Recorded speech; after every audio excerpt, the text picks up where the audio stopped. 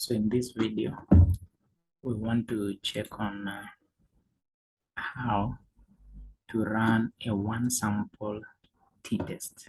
When I mean one sample, I mean a data set in a single vector or only one column in your data frame. So basically, why would we run one sample t-test? Basically, it would be to maybe see if a particular sample mean is significantly different from a presumed mean. In this case, we want to run a one sample t-test from marks of students or grade scores of students. So this is my data.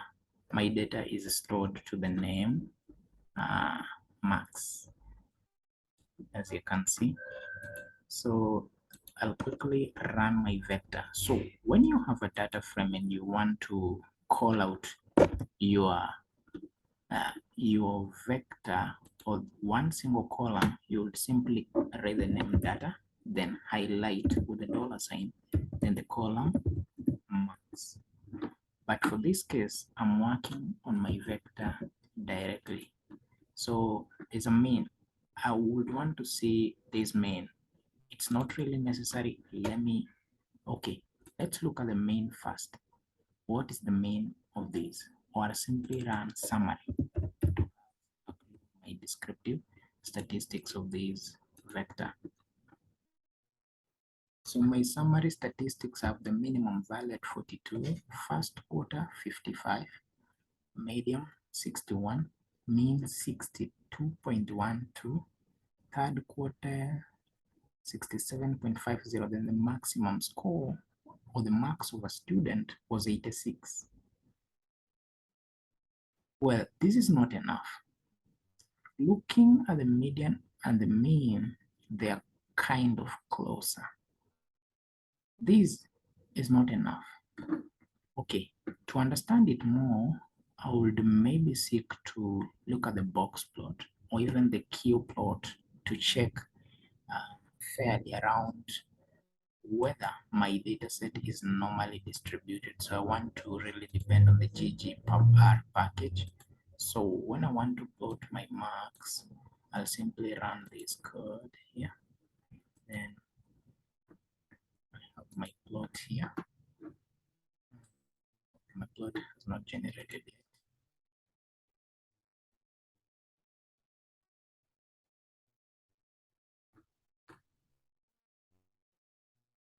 So I'm trying to generate the box plot. So look at the box plot.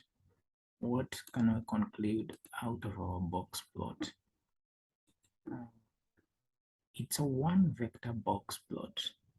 Looking at it, we have our median past 60, slightly past 60. The median line is lying almost at the center of our box. We have some outlying value. So this is fairly how you would interpret your box plot. Okay, just to enlarge it and have a look at it properly, this is it. We have our marks on the y-axis. Then this, because we don't have many columns or type of vectors we're dealing with, then we just have one single box plot. This extreme dot here showing the outline value. Okay, so that is it. Then now, another plot I would simply make would be a plot to check on normality. That would be QQ plot. So this is my QQ plot. Look at the values, how they are distributed. It's the marks against the theoretical value, how we would expect it to be distributed. Okay, you can see how it is distributed across that line. So now, if this is our QQ plot, This is not enough to actually make a conclusion that our data set is normally distributed or not. We will run a preliminary test just to confirm that our data set is normally distributed, because those are some of the assumptions that we must meet before we run a one sample t-test. So before getting to run a one sample t-test, what are some of the hypotheses we want to test? The first hypothesis, because this is basically around the mean, the first hypothesis will be whether the mean is equal to the presumed mean. M equal to mu.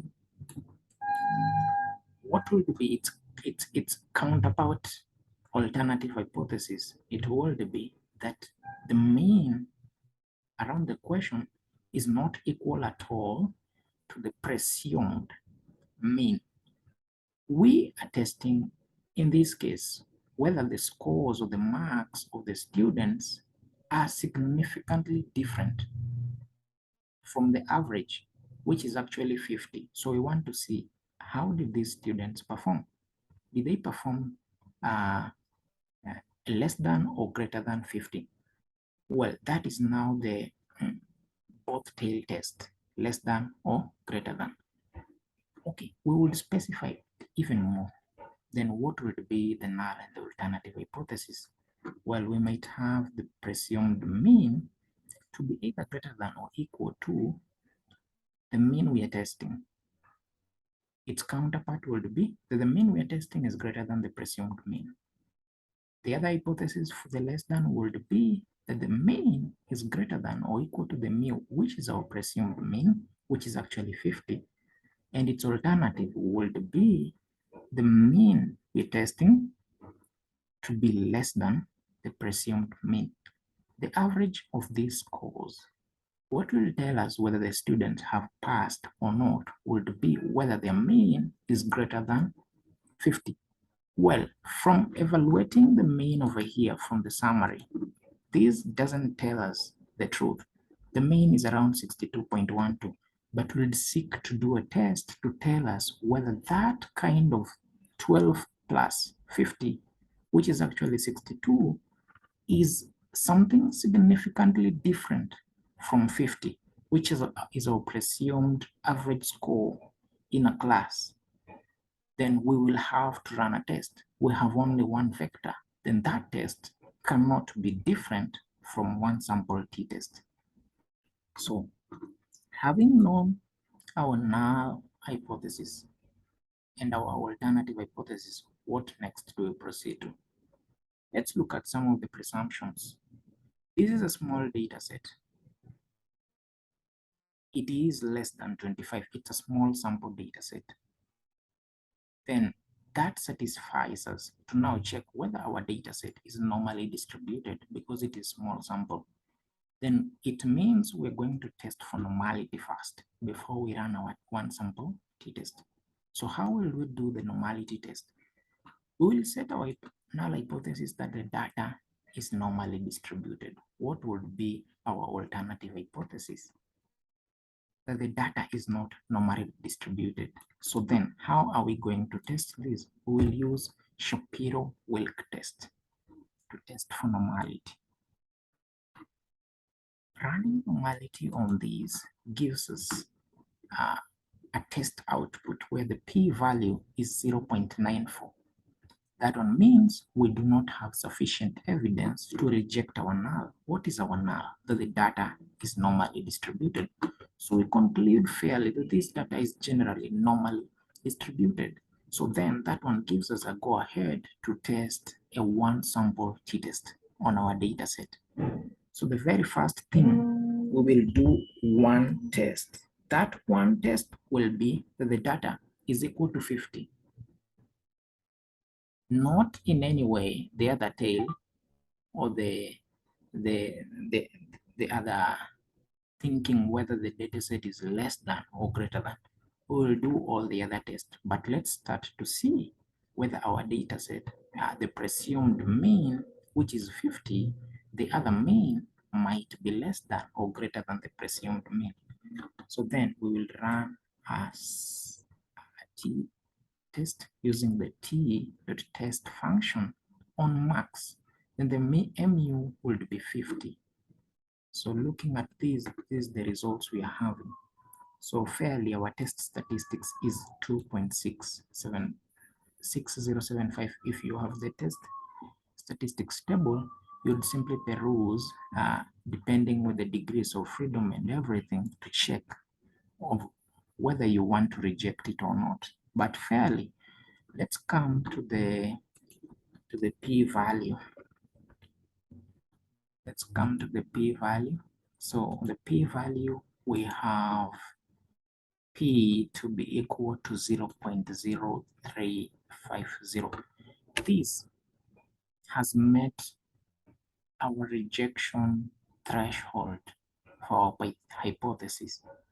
0.035 is less than 0.05. So it means having our null as mu is greater than u gives us a permission to now reject our null and conclude our alternative, that the average scores of these students is significantly different from 50. Either it is more or it is less.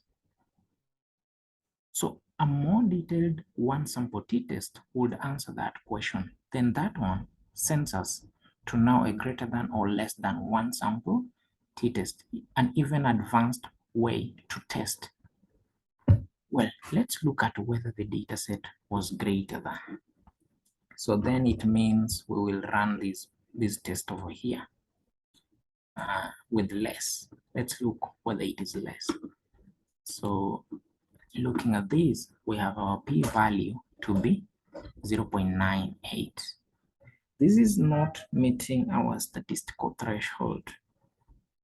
So because this does not meet our statistical threshold of these being less than, of p-value being less than 0.05, we do not have enough evidence to reject our null. Then it means we can fairly conclude that our presumed M is actually, our presumed M is greater than. We can conclude that the average value or the average performance is greater than our presumed mean, which was 50. Well, let's run another test now to now answer or simplify it more whether it is greater than. That one brings us to this third test. So here we have our p-value meeting the statistical threshold. Looking at it, it is 0.0175. This is less than 0.05. So it means we will reject our null. We will reject our null over here, then conclude that the average performance of these students is greater than 50, and that one means the students had passed. So thank you. Let's meet in the two sample t-test. Bye.